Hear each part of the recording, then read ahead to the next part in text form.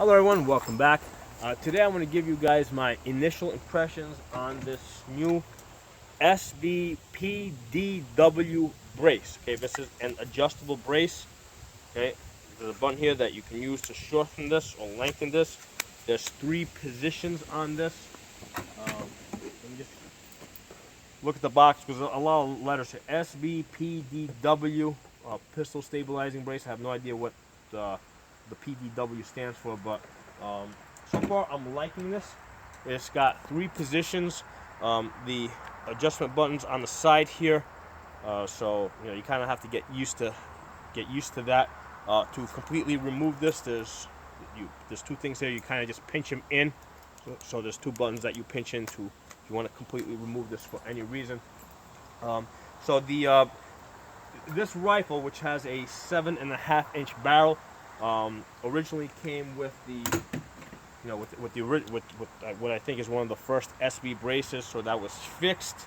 So one of the good things about this is that it was very rigid. Okay, it was a rigid brace that you could basically push against your shoulder, and use the gun the way it's supposed to be used. Okay, not what the government feels like you should be using it, because they kind of change their minds from week to week, but the way it's supposed to be used. Right, pull the rifle into your chest, stabilize it, and you can shoot the gun.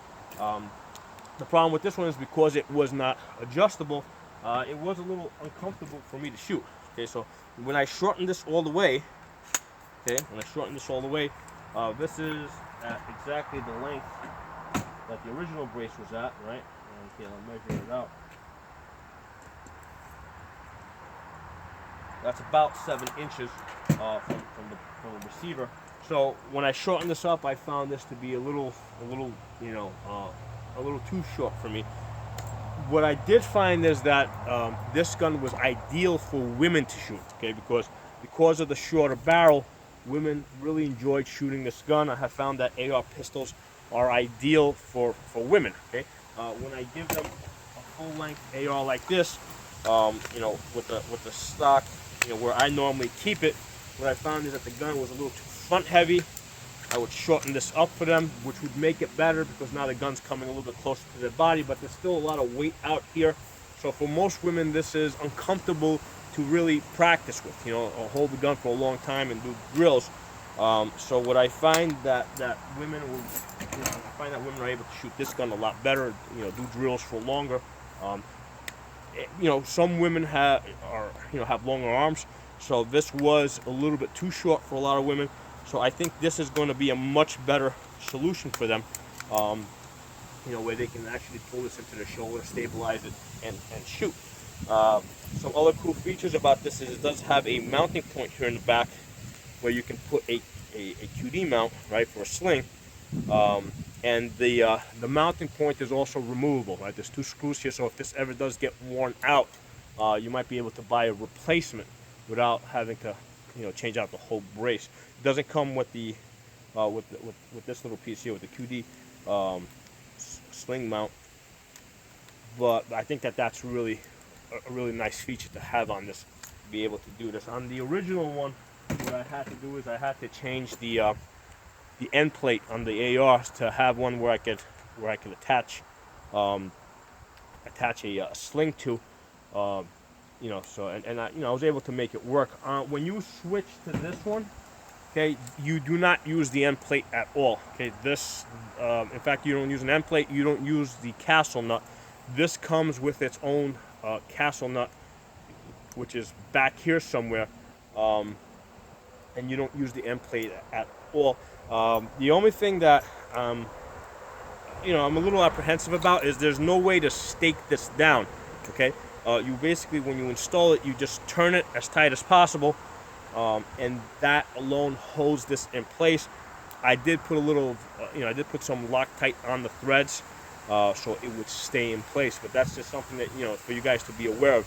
There's no way for you guys to stake this castle nut, which is back here, onto the gun, so it won't move. And that's an important feature, because if the castle nut starts coming loose and this starts pulling back, the spring in here, because this pushes on the spring that pushes on the takedown pin, and if that spring comes out, then your takedown pin's going to fall out, and then your gun's going to start coming apart. So that's kind of an important thing. That's why I put the Loctite on it. So with the length, let's talk about the overall length for a second. When I have this at its max position, from the receiver back, I've got about 9 1/4 inches. Okay. Now with this AR here, typically when I use an AR, I don't have it fully extended. I have it a little bit further in. The reason is, if I had this fully extended, if I come up, see how that's kind of hitting my shoulder? So I bring this in a little bit further in, so I can come in and I can snap out and get into position. Okay, so I do hold it a little, I do bring the stock in a little bit. So when I bring it in to the position that I normally shoot at, I'm basically at about 10, and from the receiver back I'm at 10 1/4 inches. Okay, versus 9 1/4. So I'm only losing an inch with this brace over here. So to me, that's a fair compromise. Okay, I'm only losing an inch with this brace. Now, one of the things you have to do, you do want to be aware of it. If you do collapse it, right? I'm going to collapse in such a way you can see it. You can see how these rails come up, and they get really, when you fully collapse it, the rails come very close to your safety switch. So you can see how your thumb is going to touch that.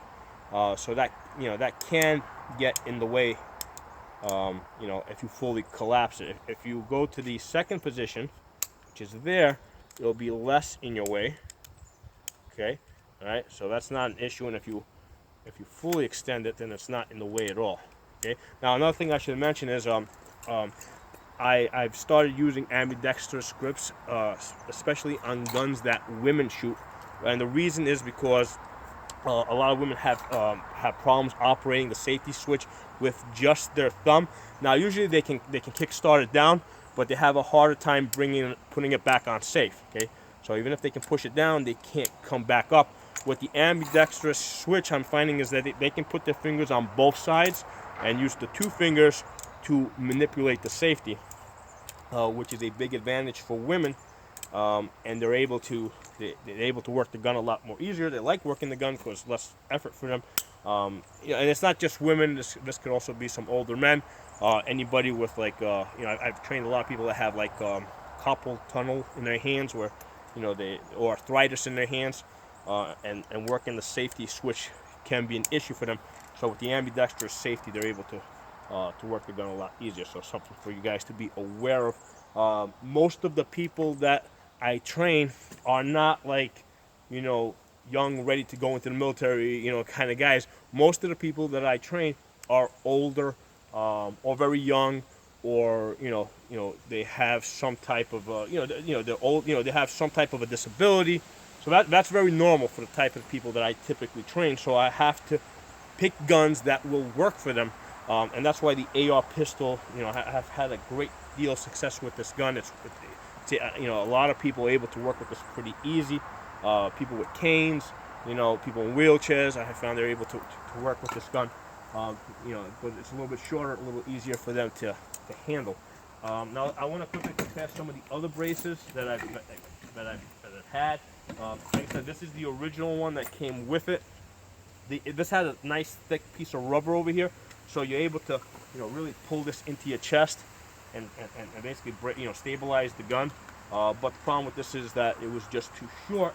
And I had this one. I think this is the SB3, which was nice because it was adjustable, right? And the cool thing is that the adjustment lever was right here, so this is really easy to adjust on the fly. Problem with this is that this rubber was just too soft. Okay, and what I did is I ended up reinforcing the inside here. I took some rubber and I put it in there, and then I used some lace to kind of tie this together to offer a little bit more rigidity, so people can put this into the shoulder and use the gun the way it's supposed to be used. In terms of the way it's supposed to be used, so that they can maximize their effectiveness with the gun, both in in recreational shooting and also in a self-defense type of situation. Self-defense type of situation, you gotta stop the threat. You gotta be able to hit the bad guy, and by bracing the gun into your shoulder, getting that that dot on the target fast is going to, is going to save your life. So this is important. I teach people the best ways for them to use the gun and to protect themselves, without regard to how the government might be feeling this week, or last week or next week, about shouldering a brace or not shouldering a brace. One other thing I should mention is I've also experimented with the blade. Okay, this is just a thin piece of plastic.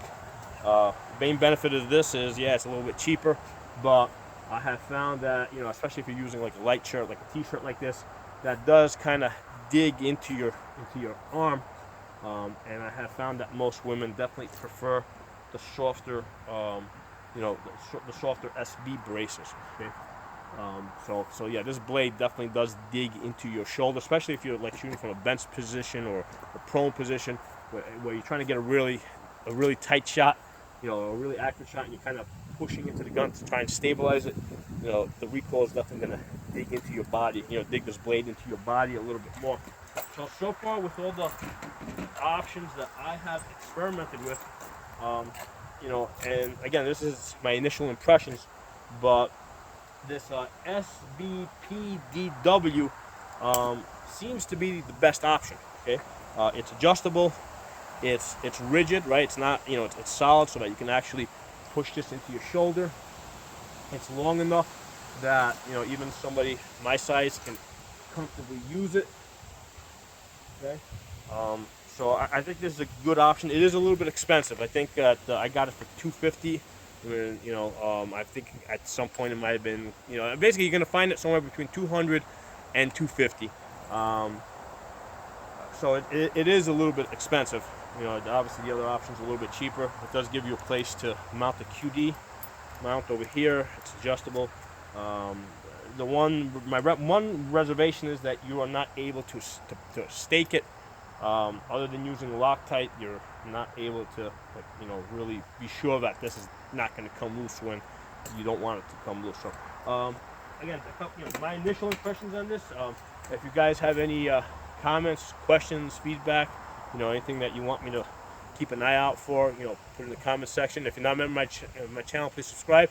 I'll see you guys next time.